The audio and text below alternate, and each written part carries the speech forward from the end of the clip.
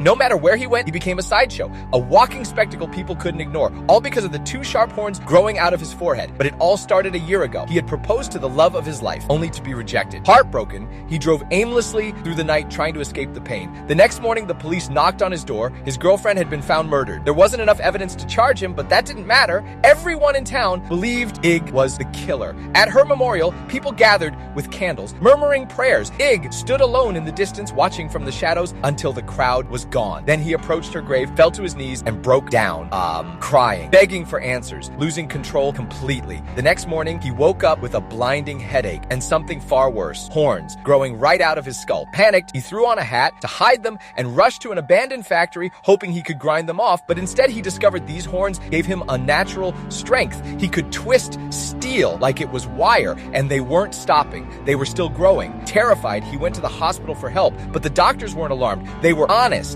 because anyone who looked at the horns couldn't help but spill their darkest thoughts, things they'd normally never say out loud. At first, Ig didn't understand, but something deep inside him had already shifted. He wasn't just growing horns, he was becoming something else, something darker. Dozens of snakes began slithering out of the shadows, not to attack, but to kneel at his feet, as if recognizing him as their master. Even the nurse, who should have been terrified, looked at him with fascination, like she couldn't look away. Something inside him was waking up, and this was only the beginning.